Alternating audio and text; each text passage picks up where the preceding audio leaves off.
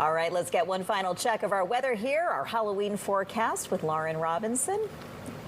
All right, well, it's going to be sunny, but still a little chilly out there. Those highs in the lower to middle 60s. It's really going to be cold as you're heading out for trick-or-treat hours with those temperatures in the 50s. Overnight tonight, we cool down into the 30s. Very, very cold overnight and into early tomorrow morning. We're going to see a little bit of in and out cloud cover, but overall, we're going to stay pretty sunny during the afternoon hours today.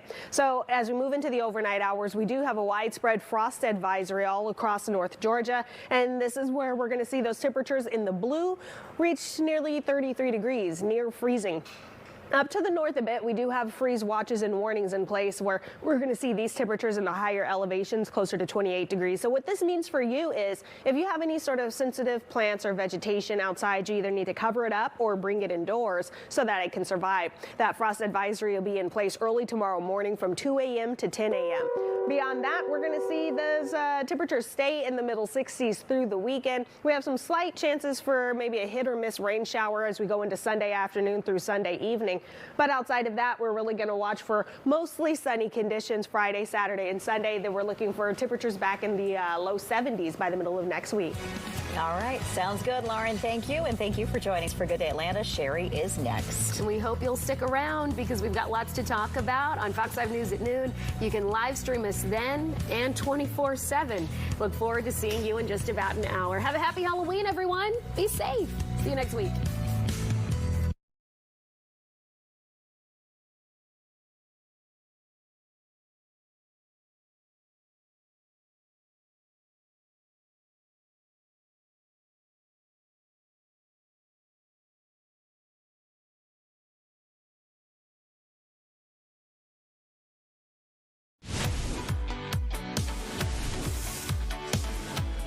Good morning, everyone. Happy Halloween, and thanks for being with us here on Friday on the stream. So a lot of news to get to this morning. Of course, the big story that we have been following is no doubt the government shutdown. We are now on day 31 of this shutdown. So to fill you in on the very latest with this, the president is calling on the Senate to scrap the filibuster so that the Republican majority can bypass Democrats and reopen the federal government. But lawmakers have left Capitol Hill for the long weekend, and so that means this stalemate will likely continue on into next week. In fact, we can count on that, and that this will become the longest shutdown on record. So federal workers, though, are continuing to go without a paycheck right now, but still expected to work. Millions of Americans who rely on SNAP benefits will see that new funding will not hit their cards beginning on November 1st, which is having some really big implications for us here in Georgia as well. In fact, here in the Peach State, about 1.5 million Georgians receive SNAP benefits. So demand at food banks is already up about 70%, which is a big problem when they're also expected to make it through the holidays as well. So our Mark Teichter has the very latest on what's being done now. To the 1 out of every 8 Georgians who receive SNAP benefits, they really don't seem to care who's at fault. They just want to make sure there's enough food on the table to feed their families. It will hurt me big time. Stephanie Stanley doesn't know what she'll do if her SNAP benefits are cut off. Stanley is among the 1.3 million Georgians who depend on SNAP to help put food on the table. The average SNAP recipient gets a little under $200 a month. I depend on SNAP tremendously. If a judge doesn't step in and the federal government shutdown continues, that money will stop flowing Saturday. Nonprofits like Frontline Response International say they're in a bind. They've already seen a surge as people prepare and worry about the impact if the cutoff takes place. We have families, we have single mothers, we have men, women and children. Georgia Democratic lawmakers want Governor Kemp to tap into the state's $14.6 billion surplus. I don't care who he blames. I care about solving the problem of 1.3 million Georgians going hungry. But the governor says the state shouldn't, quote, bail out Washington. He also says there's no way to put that money onto SNAP cards. Still, other states, including Republican-controlled Ohio, are taking steps to minimize the impact of the potential benefit cutoff. Can learn from states that are already planning to provide state-funded food assistance So how are these states doing it? Well, in Ohio, they're providing funding for facilities like this one so they'll be better able to deal with the crush of people who come forward looking for help. In Louisiana, which is also controlled by the Republicans, they're continuing with direct assistance to families, but reducing that to only include seniors, those who are disabled, or people who have children. Still, the governor here in Georgia says no, citing the fact that any money that he does spend would likely not be reimbursed by the federal government when this is finally over once and for all. Reporting from DeKalb County, I'm Mark Teichner, Fox 5 News.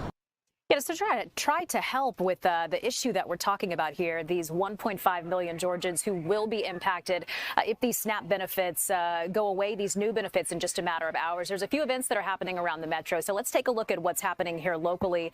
There's an event that's between Atlanta Public Schools and Family Hub, and this is happening, it looks like today. Let me scroll through here, try to find some info for you. It's happening at 12 o'clock, and they're saying that this is an opportunity for them to showcase the ways that they're able to help in partnership with an organization that's called Gooder. So again, that's happening the APS Student and Family Hub at noon today. And then it looks like there's also something that's happening in Gwinnett County as well. They have said that they're having a press release at 1:30 today on food distribution. So everyone's anticipating the issue that will come up. We mentioned earlier those food banks seeing a 70% increase in folks already needing to stop in to try to get some food ahead of their benefits running out on November 1st. So we are on top of these events that are happening and the ways that they're able to give out food to those that need them. And we're, of course, being sure to stay on top of that. But another really big element of this government shutdown is the fact that so many people are having to work right now without getting paid. And that includes TSA workers, air traffic controllers expected to show up but not get a paycheck. So we're taking a look right now at the world's busiest airports and seeing some implications of this. In fact, the FAA has confirmed nationwide air traffic disruptions due to staffing shortages at major control centers, including Chicago, Nashville, Houston, and Las Vegas. And so to explain a little bit about those disruptions due to staffing shortages, we're told it could be anything from these employees having to work second jobs in order to make ends meet, or then just people not wanting to show up since they're not getting a paycheck. So these are problems that we're seeing all across the country. But zooming in a little bit more into what we're seeing here at Hartsfield-Jackson, Atlanta, the world's busiest airport, we're seeing about let's see, here locally, 52 delayed flights, 27 canceled flights for today. But nationally, the number much, much greater, 23,000 flights delayed and about 1,700 flight cancellations today. And this is only expected to get worse as the shutdown looms on. So, of course, we will stay on top of this for you, keep you updated.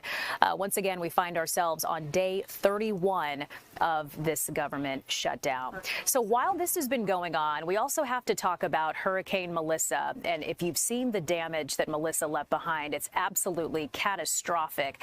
Hard to even imagine and to even picture what so many folks are going through right now. And, you know, Atlanta has a really big Jamaican population. And so we've seen the stories of people trying to reach their friends and their family, have not been able to connect with them. They're concerned. The infrastructure there in Jamaica has just been decimated. So joining us now to talk a little bit more about this, we have our Eric Perry, who's done some work on this. And they're scared, they're concerned, and they know how much work is left to be done. And you really said the correct thing when you said Atlanta has a big Jamaican population there. A lot of people want to know how they can help. Yesterday, I talked with Dr. Elaine Bryant. She is with the consulate or Jamaican consulate here in Atlanta. She says there's so many people who want to help, but, you know, just because you gather the materials doesn't mean it will make it on the ground. So they're working to make sure that things are on the ground. That's why they have partnered with Delta Airlines, an international carrier there as well. So that way they want to have materials on the ground by Sunday or Monday of this week to really help those on the ground. So here's what they're doing. It's called Passport Community Services. So tomorrow, starting around 11:30, you can come out. It is at the Ironworks Iron Mon Cafe and Cocktails. It's on Peachtree Parkway in Norcross there. And what you can do is come out. You can donate your different items there, but you'll also hear different ways that you can help as well. So they want to answer answer different questions there. She says she's been talking with the ambassador and the prime minister there. And they have 8 different drop-off locations, one of those being Delta Airlines. There's a Caribbean International Shipping Services, so they're partnering with both of those carrier services there to get materials on the ground. And then just different restaurants, Tasty, Spoon, around Metro Atlanta. So if you live in Rockdale County, there's something close to you there around the thing. And so here's some of the things that I printed off that they need. They're updating constantly. Batteries, bedding, cots, whatever you can give, toiletries, buckets with lids there, and they need a lot of it. So we're talking about, AAA batteries, 500 cases, different batteries there, flashlights, lanterns. So all of that is on their website, Facebook as well. But at least we've also been talking with, yesterday I talked on the phone with 2 different people who are from Atlanta. They've been stuck there since last Saturday. They went down just for vacation at one of the resorts there. The airport's closed a couple of days in advance just as a precaution, and they have not been able to get out. So they say they were there during the storm. They put everybody in a ballroom. The roof of that ballroom ripped off there, and so they've just been really stuck there, no power or anything like that, and the flights keep getting canceled because a lot of the airports there have been completely destroyed. So they're working to get back home. So wow, it's a lot. I know it's a lot. Yeah. But there's just, the big thing is they want to make sure that if you are giving to an organization, you need to give to an organization that can actually get things on the ground, because if you just ship it there to Jamaica, it might be stuck in customs for a quite long period of time. And so not get where it's needed. Yeah, everybody wants to help, but just want to make sure that you follow everything. And of course, we'll put it on fox5atlanta.com. A very important message today. Eric, thank you so much. We certainly appreciate you. All right, so we're talking about Hurricane Melissa. Things have definitely smoothed out, especially for us here. Weather-wise, things are looking good as we head into the holiday weekend. Looks very, very nice. So meteorologist Lauren Robinson will join us here in just a moment to talk about what we can expect. But today is feeling great so far, and it's really good news for trick-or-treaters. Might just be one of those evenings where you want to grab a jacket or maybe layer up that costume as you prepare to do a little bit of trick-or-treating. So Lauren, as far as I'm concerned, things are looking good. Things are looking good, I think, as long as you're not outside in the elements. I'll put it that way, because it is pretty chilly out there, but at least we have some nice sunshine and we're dry. I think that's always a big factor when you're taking kids trick-or-treating. There's nothing worse than a wet costume, right? So we don't have to at least be wet. We're going to be a little chilly. You're going to need to bundle up. And that just brings me back to thoughts of, I was talking to another coworker of, being a kid, and I always liked princessy things, and like my mom making me wear a jacket with my princess dress or things like that. I'm like, Cinderella doesn't have a jacket. Oh, that's so funny. So that was always me. I was that kid. So would rather just freeze. I would rather just freeze than insult my costume. So you might have to deal with a couple baby Laurens as you're going through the rest of the evening. In the meantime, though, temperatures right now still pretty chilly as we're getting out this Friday afternoon. Most of us have warmed, and I say that relatively speaking, into the middle 50s. But take a look up north. We're still hanging out in the 40s there, 49 in Canton, 48 right now in Blairsville. Now, it's going to be a little breezy as we go through this afternoon. So, of course, that's going to make it feel colder than what the thermometer is reading. So we really want to pay attention to the wind chill factor, because that's the human element of it all. So we are looking for the wind chill right now in the middle to upper 40s, low 50s. So you need that jacket. You really needed it this morning, but you're going to need it this afternoon, and you're going to need it again overnight tonight as we get into near freezing temperatures. Oh boy. Yeah. Oh, I said the wrong word there, but let's take a look at what we'll be dealing with in the sky over the next few days. That high pressure system off to the southwest there, that's going to continue to influence our weather. And what a high pressure system means for us is sunny, dry, clear conditions. So that's why we're going to stay very sunny today. We're going to stay sunny going into our Saturday. But as we move into our Sunday, that low pressure system off in the Gulf there, that's going to bring a little bit of moisture into North Georgia. So we're going to look for some very isolated hit or miss rain showers, mostly Sunday afternoon through Sunday evening.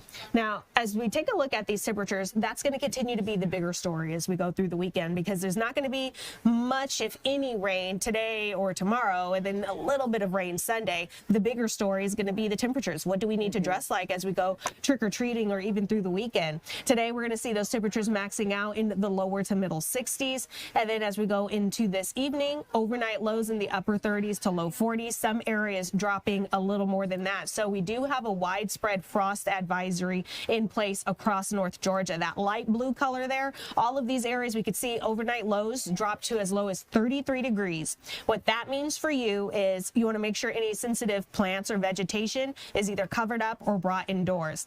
The frost advisory will be in place tomorrow morning from 2 a.m. to 10 a.m. That's the coldest part of the day. And then we even have a freeze warning in that dark purple color up there off to the north. That's going to be the higher elevations. Those areas are looking for temperatures as cold as 28 degrees. So below freezing there. See some frost. Yeah, for sure. You want to watch for frost and freeze. Now, as we take a look at our highs tomorrow, they're going to be similar to what we're seeing today in those lower to middle 60s, but we will have warmer temperatures ahead. Let's take a look at the middle of next week. We're in the upper 60s to low 70s Tuesday, Wednesday, Thursday. That's closer to where we should be this time of year. So that's where we're going to watch for sunny skies, more seasonal temperatures, those overnight lows in the middle to upper 40s, also where we should be this time of year. So that bitter cold that really kicked in and packed a punch over the last week or so, that's going to eventually move out. We just have to stair step our way there. So we're going to see those 60s through the weekend before we make our way into the 70s in the middle of next week. So we have a brighter horizon upon us. But the only thing we can hope now is that all of the rain we did get really helped our drought conditions for the very dry October we've had. Certainly needed to, don't we? Okay, have you already kicked on your heat? What are you doing? Are you what's the air heating situation? Thankfully have not yet. But here's my my cheat, because since I'm an apartment dweller, usually the apartment building itself will be heated or cooled to some sort of extent. So that heat, I think, kind of slips into my apartment. So I haven't had to use my own heat because none of my, my front door isn't exterior facing or anything. It's in a hallway. So I'm not letting any cold air in or out. You're lucking out. Yeah. So you are lucking out. I've gotten to be pretty lucky so far. No, that's nice, because we did have to kick on the heat, and it's like you already know. So, okay, so from here on, for the next few months, we can expect that bill to be astronomical because got to get it going, got to stay warm. So, all right. Exactly right. Happy Halloween. Happy Halloween. You're dressed appropriately. I am not. Thank you so much, Lauren. Okay, well, still ahead this morning. We are waiting for court to start. The suspect in that near shooting that happened at the airport, it was thwarted by officers who knew he was coming. They were able to take him down, but is expected to be in court today. I believe was supposed to be a while back, but that's been rescheduled. And so we'll keep you posted on if that does in fact happen today and what comes of that court appearance from the man that you see there. All right, another story that we're following for you this morning. In DeKalb County, just outside of the city of Decatur, a woman was found in the street early this morning. They say that she was in her 20s. Officers have been on top of this story, and our Kim Leffler has the very latest.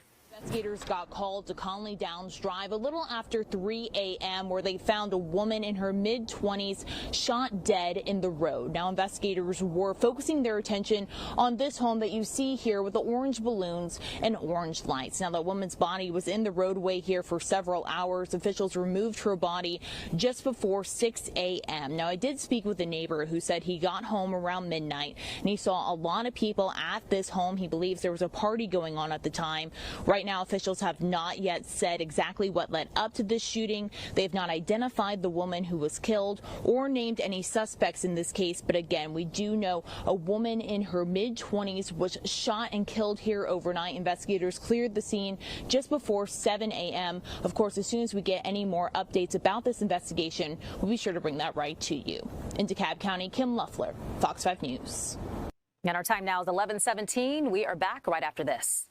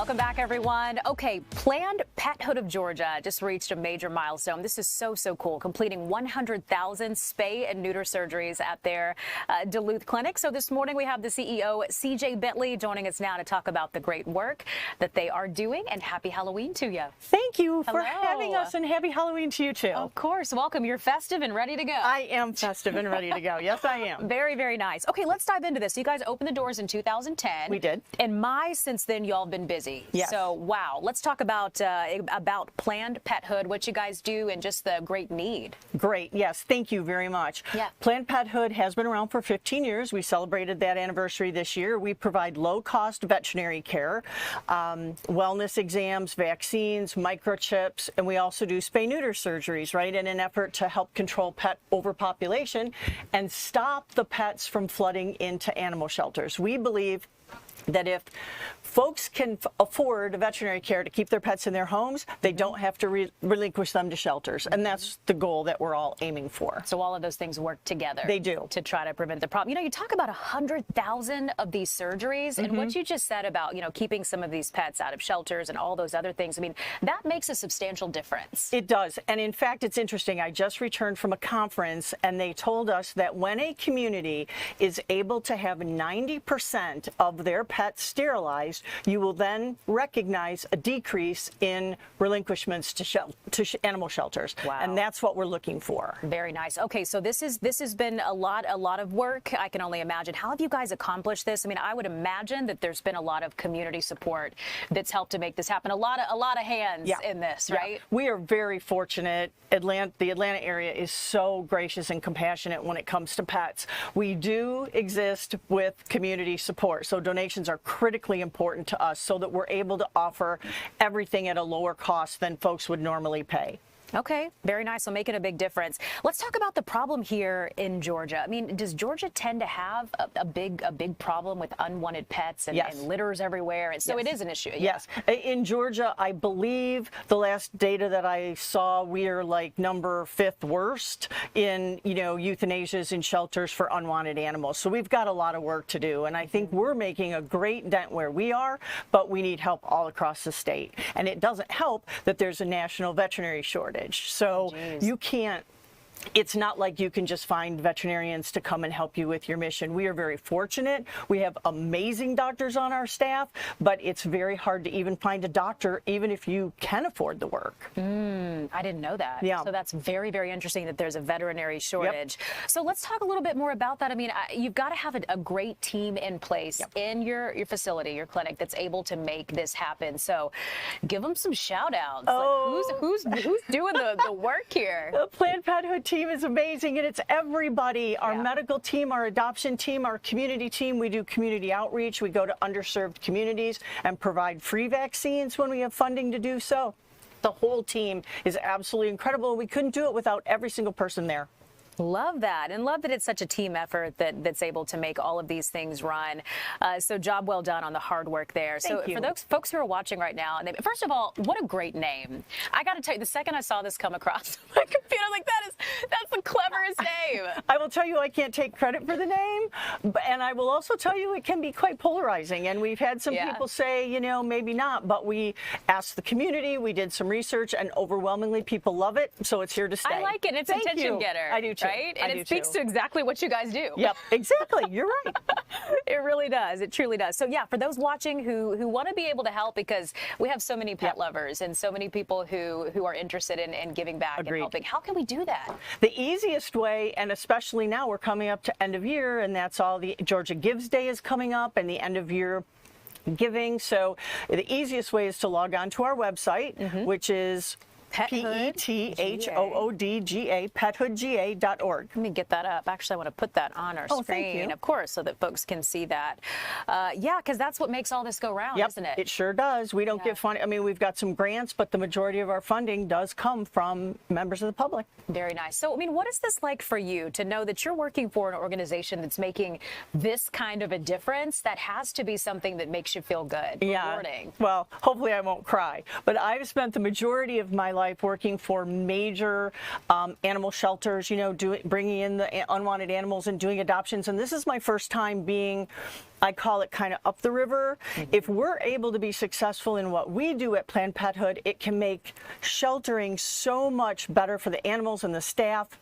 So I'm thrilled to be part of really not so much the symptom curing, but tackling the disease directly. Very nice. All right, celebrating the 100th spay and neuter surgery there with Planned Parenthood of Georgia. And CJ, thank you so much for stopping in today and sharing this with us. And job well done. Thank you it's very amazing. much. I appreciate it. Please keep us updated on new goals. You'll see me again. We have a big surprise coming, so I hopefully will be back. Okay, CJ, thank you. Happy anniversary and happy Halloween. Thank you so much. We It's very kind. You. Thank you. Okay. All right, well, here is what we are doing now. It is daylight saving. Daylight savings is ending, actually, as we head into the weekend. So Saturday on into Sunday, you are going to get an extra hour. We are falling back, which it seems like we've done some polls of this before and just kind of talked to folks. You guys definitely prefer to fall back than spring forward. So we've got that going for us if that is something that you're looking forward to. So again, that is happening. I guess it's technically early Sunday morning. You'll need to set those clocks back as we prepare for a daylight saving time to end. Well, we want to get you to a big event that's happening in Atlanta just in time for Halloween. Of course, it's America's largest Halloween costume contest. So if that's gotten your attention like it did mine, this is DreamHack Atlanta, and it's returned, and it's got a really, really huge prize for the winner of this costume contest. So we've got our Chris Rosenthal out live this morning with a look at what this is all about. And yeah, I mean, $20,000 up for grabs. Not too shabby, Chris. Yeah, absolutely. It's a big Halloween costume contest. That's coming up later today. It starts around 4. They have a big celebrity judge. Dwight Howard will actually be one of the judges. But this is part of DreamHack, which is going on here at the Georgia World Congress Center all weekend. This is a gaming festival, and I'll tell you, this started at 10 a.m., and it is already packed in here. I'm joined by Shaheen Zarabi. He is with this festival here. And first of all, tell me, this is so sophisticated. What do we have going on here behind me? So here we got the Clash of Clans and Clash Royale World Finals. Professional players are from all around the world are playing for millions in prize pool for millions of viewers online watching this, including the audience here as well. So big games going on right now, and the audience just cheering for their favorites, obviously. I mean, watching this, it's like watching a game show or something. But let's go for a little tour, a little walk around here. I mean, of course. What are some of the things that people can expect to see if they come here today or this weekend? So we try to bring every part of gaming culture under one roof. So as we walk, you'll see someone playing with VR headsets, which is the kind of most modern thing. Some of them are playing on arcade games back from the 80s. You can buy stuff gaming related, gaming adjacent. You can dress up as gaming characters, watch the latest games and brands that are in gaming. So truly everything under one roof for everyone that loves video games. And I mean, this is a huge industry in the country, but specifically here in Atlanta. Talk to me about, what a big, big economic impact this has here. Yeah, so we have tens of thousands of visitors coming throughout the event, right? And I think one of the things that goes unnoticed is the economic impact to the city itself, not only from us coming here, but all the visitors that fly in, all of these competitions, all of these areas, content creators bring in so many visitors from out of city, out of state, out of country even, creating tens of millions of dollars in economic impact for the city. And it's a big community here. A huge community. Atlanta has a great video game community starting from 30, 40 years ago when video games really started. That's why we come back year after year, too. And you can come here and you can also do free play for video games as well, right? For sure. I mean, you can sit down and try out games, whether they're modern or, as you can see here, a little bit older. We try to just showcase what a beautiful culture video gaming is, right? Yeah, and you can even meet some video game celebrities and some of the voiceover people. Exactly. So we invest quite a bit in our creator hub, where we invite content creators, YouTubers, TikTokers, Twitch streamers, all across gaming and even gaming adjacent fields. So for people to come and see their favorite celebrities because they don't have a red carpet. They don't have the, crowd surfing at a concert. This is the time for them to shine. And I see a lot of people here in costumes. It's Halloween. I mean, you guys have the biggest Halloween costume contest coming up later today, huh? So this is the first time DreamHack overlaps with Halloween, and so we decided, hey, we need to do something big here, right? So we're hosting the United States' biggest Halloween costume contest ever. $20,000 for anyone who comes dressed is taking part of it. We have secret judges walking around the floor, handing out golden tickets for people who can qualify for a finals later today. What do you think it'll take to win? I think if there is some gaming adjacency, but still a really creative craft, I think you have a good shot for sure. Gotcha. And that'll be going on tonight till about 10, correct? Yes, correct. So we have a huge expo, esports competitions. The entire show closes down at 10. Lots of things to do until then. And of course, a lot more coming up this weekend. 100%. We keep going until Sunday, right? So the finals are in all of the competitions are obviously on the Sunday usually, but new content creators coming every day, new things on our main stage. So there's a lot of things to do.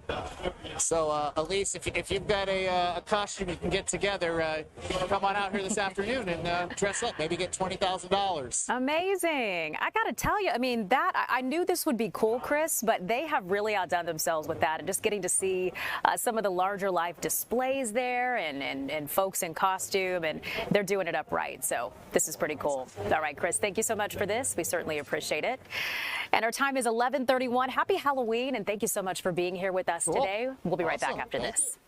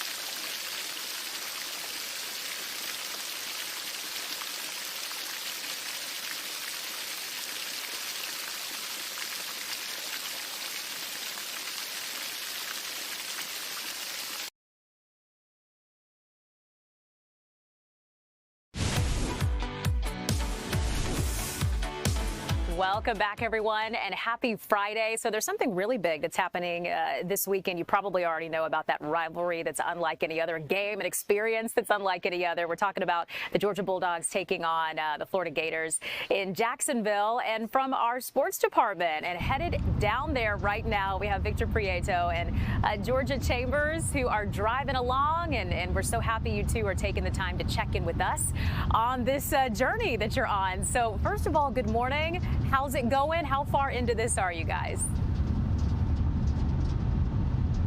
Good morning, Elise. Yeah, we're doing well on the road to Jacksonville. Georgia and I rock, paper, scissors this morning. I got lucky, so she's going to take the first half of the trip. I'll drive back, but it's been a lot of fun. We're now a couple hours into the journey down to see a good old football game between Georgia and Florida. Georgia and I are very excited for this one. We have some personal ties here too that we can get into a little later, but it should be a really exciting, fun football game tomorrow.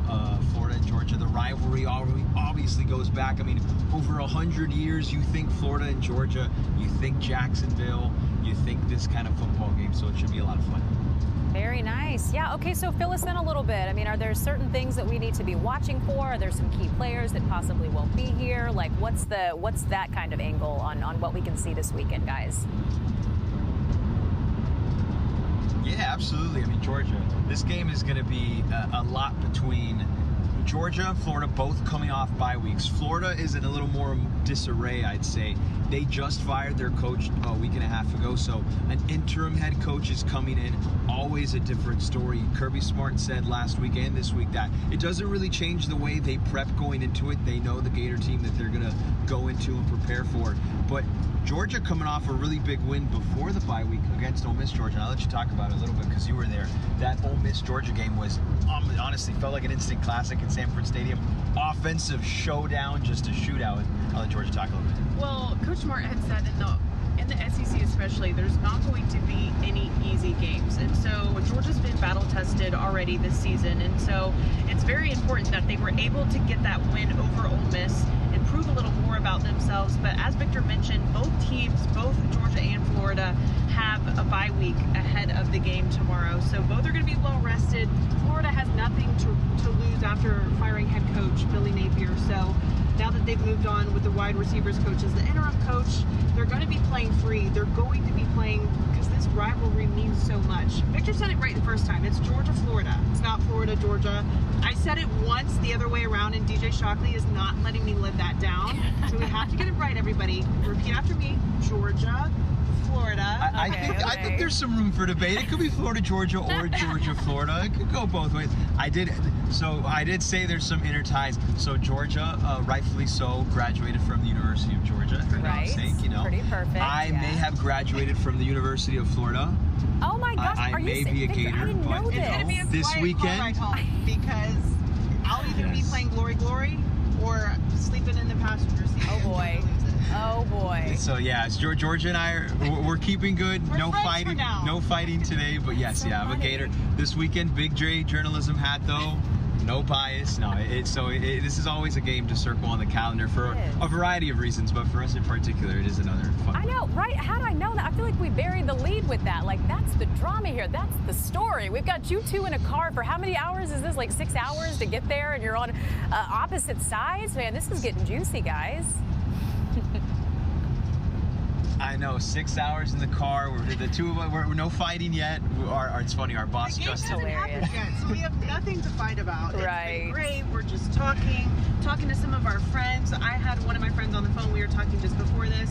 It's great for now, but the ride home might look a little different. That's going to be the big test here. Hey, for the Gators anyway. Yeah. So there's a big location change next year, right? Exciting to see. Tell us about that, Victor. Yeah, so it's a great point. This is going to be the last game in Jacksonville for the next 2 years.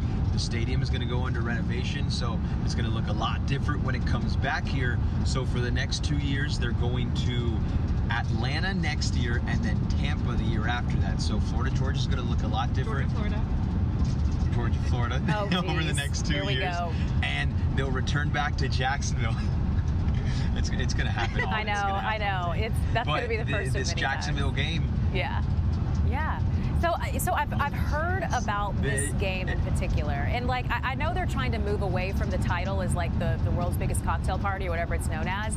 But since I've never been, and there might be some folks watching right now who've never had a chance to go, I mean, what is this really like? Like, is it really as wild and crazy and fun and all the things that everyone says? Yes, you have to go first off. I can let Georgia, what is it like to be at the world's largest cocktail party? So when I was in college, I got to go as a fan, and then I've got to go with my dad numerous years. And And it's something about this atmosphere, and I think that plays a big part into the rivalry, but especially once you go into the stadium. It's split right down the middle, so half of the stadium is red and black, the other half is orange and blue. So just to see all of the fans pouring into the stadium, the rivalry, you're split right down the middle, it just adds so much to the game day atmosphere. Yeah, I love that it. 50-50 blend is so cool, and that makes all the difference. It really does. And I'm also getting some insight from Elizabeth Rollins, who's the producer of this 11 o'clock stream. And she's mentioning something about everyone getting together at St. Simon's Island, partying on the beach, and that being a big aspect of this as well. So have either of you done it? What is that like?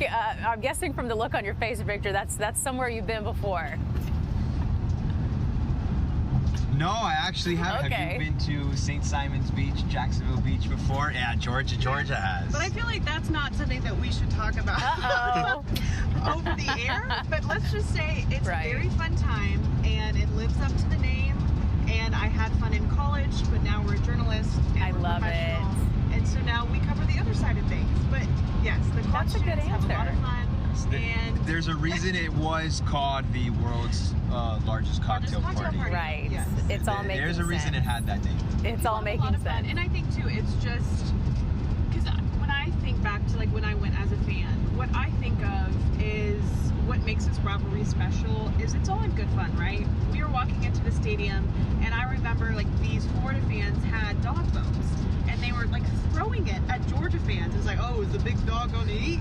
And after the game, we had found some trees. We're like, yeah, let the big dog eat. So it's just like, that's what I think of when I think of that rivalry, is people just having fun. Before the game, maybe you're tailgating together. I have an uncle who's a Gator fan. Victor's a good friend of mine. He's a Gator fan. So it's all fun up until kickoff.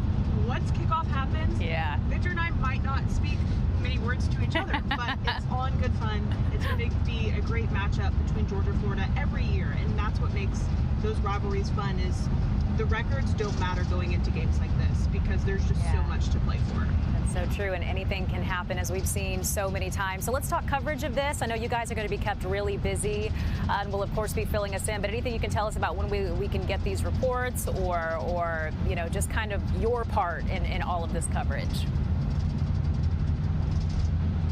Yeah, absolutely. So we'll be doing our sports live tonight in the 6 o'clock hour on our Fox show from Jacksonville outside the stadium, and then tomorrow we'll have Bulldogs Now, hosted by Georgia Chambers herself and DJ Shockley. That'll be tomorrow morning before the game at what is it, 9:30, 10? What's 8 a.m. 8 a.m. I apologize. There you go. 8 a.m. hour, so bright and early, and then we'll have Bulldogs final tomorrow night as well. So a lot on the horizon for Georgia, Florida, Georgia, whatever you want. There we go. How exciting. You took the words right out of my mouth. I was going to swap them for both of you just to have both of my bases covered. But Victor and Georgia, safe travels to both of you. Hope you have a fantastic time, and looking forward to getting to see what happens this weekend. So thank you both for checking in with us here on the stream. We appreciate it. Be safe, guys.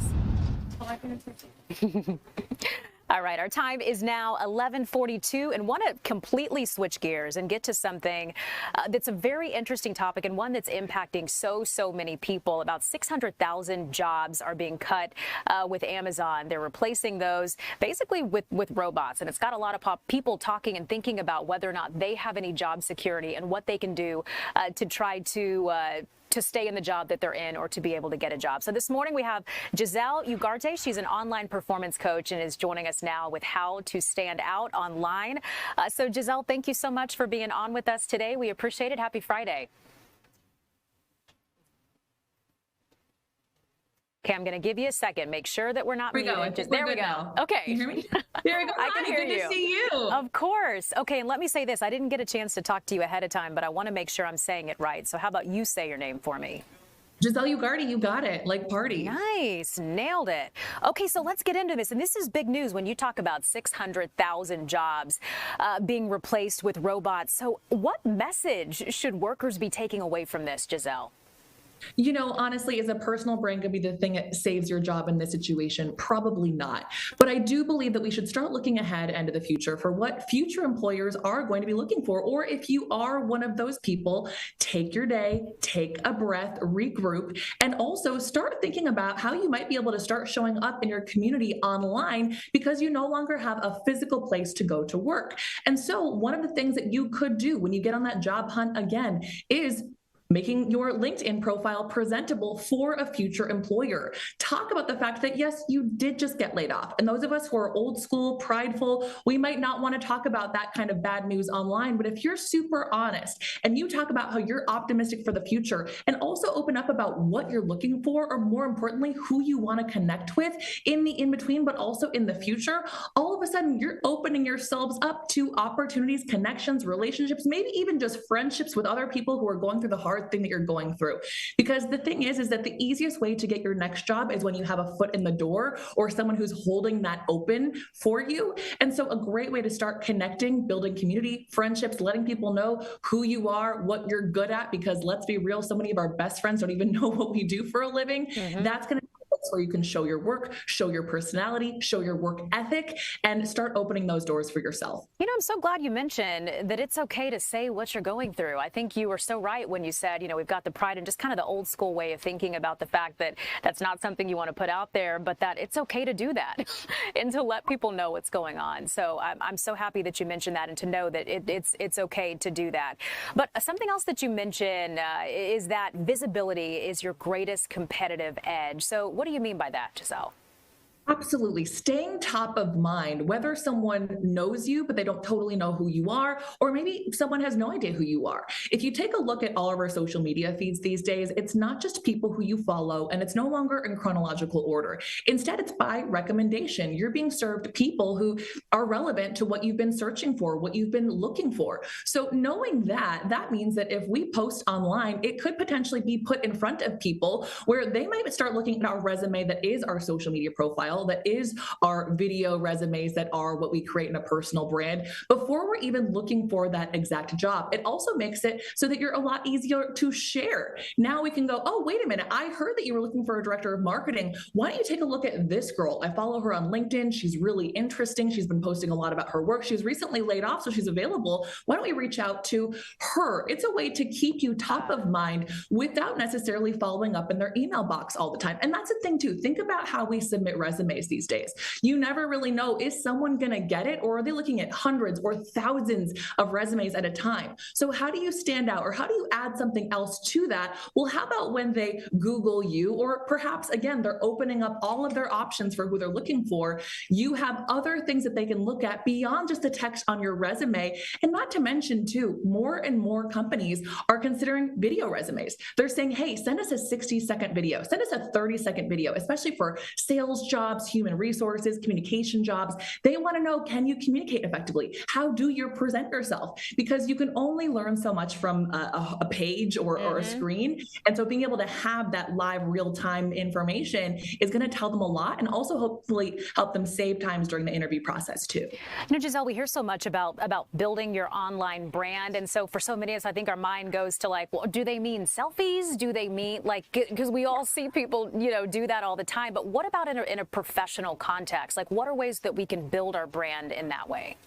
I'm so glad that you said that, because no, I'm not expecting for you to be a Kardashian. I don't want you to start dancing on TikTok. But if this is new to you, one of my frameworks that I talk about is GIVE, G-I-V-E. Where can you start? The first place, why don't you provide gratitude? Who's someone who you are thankful for, or a mentor who you're thankful for, or a job that you're thankful for, especially if you are in that place of in between. Okay, well, let's look back. Who are we grateful for? I stands for insight. Can you provide insight on something that's happening in the news, or something that a lot of people are talking about? Show us why you're valuable and why you are a great leader, why you are a great manager. V stands for values. What is important for you in your job, in your next job? Again, what are you looking for? And then E stands for emotion. What are you excited about? Right now, a lot of people are scrolling to numb, or because they are numb. So if you can sprinkle some goodness into that feed, if you can sprinkle some light into that feed, what are you excited about right now? Whether it's a new hobby or a book, or maybe your child just took their first steps, talk about that, because people love to work with people who have good energy. And if we can feel that through the screen, then that is absolutely going to set you apart in the future. Very nice. You know, everyone doesn't have social media or really use social media a lot, Giselle. So maybe what's one thing that they can do to start today just to try to show up online with confidence? Think about what you would do in person. It's like if you were to go to a networking event where you don't know anyone. You're going to take a moment and sit back and observe. You're going to listen to the circles around you before you decide who you want to go up to and introduce yourself to. Hopefully, if not, there's a friendly reminder for those of us who've gotten a little socially awkward. But let's think about our feeds in the same way. Spend some time consuming. Spend some time finding some creators and authors who you genuinely enjoy the way that they show up and the way that they publish, the insight that they give in their own authentic style. If you're more introverted, find someone who is also introverted like you. If you are someone who you are in sales, find people who are in sales, but also find people who are totally different than you are. Find people who have gone through the same thing you're going through, and also find people who've gotten through what you're going through so that you can have inspiration on your feed and create those relationships for yourself, and also start creating the community that you would like to attract, and how you might be able to see inspiration and go, oh, I like how they post. Maybe I can create that, but for myself and for my goals to get you started. Okay, finally, Giselle, let me ask you this. Maybe someone's watching right now. They're worried about AI taking over their job and just the security there. So what would be a final piece of advice that you have for us if we're looking to stay relevant in this new economy, we'll call it?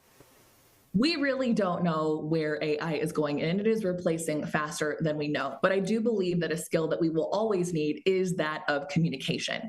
And communication simply looks a little different now, where I need you to be able to communicate with me and confidently in real time, but also can you connect in that same way in other spaces as well? And so absolutely being a student of that, how can you be a better communicator? How can you be a better connector? That's something that I believe AI can never replace and will keep you valuable in every industry. You know what? I left something out of this that I think is pretty cool. This is on a very personal note, talking about you. TikTok's top 100 women to watch. So amazing. Congratulations on that. You're obviously on the ball. But if we've got questions about this, I know that you are an online performance coach. Where can we go just to find you and to see more about what you do, Giselle? You can find me on Instagram. You can find me on LinkedIn. And hopefully I'll be back here with you soon. All right. Giselle Ugarte, online performance coach, joining us with a little bit of help, talking about this new economy. Things are changing fast. So, Giselle, thank you so much. Happy Friday. Happy Halloween. We appreciate you. Our time is now 11:51, and we want to take a live look at Washington here very quickly. Again, day 31 of the government shutdown. So that means that tomorrow, when November rolls around, that millions of Americans will be losing their SNAP benefits as far as new funds go that would be on those EBT cards. So it's a big problem for about 1.5 million people in Georgia. There are several events that are going on, several food drops, places that you can go, food banks offering their services as well. And we're going to find out about something that's happening here in just a few minutes, so stick around.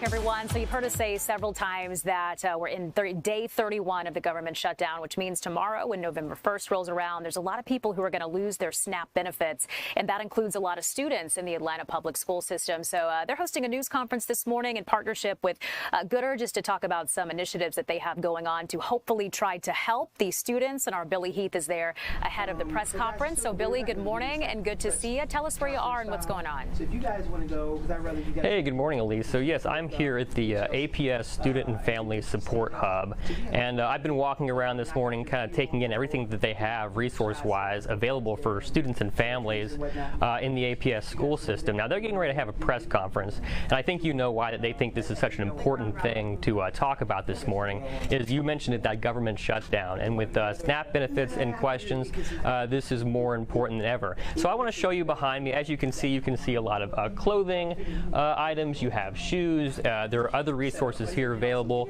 They have hygiene products, and one thing they really want to highlight this morning is a Goodr grocery store. So they also have groceries and things like that available.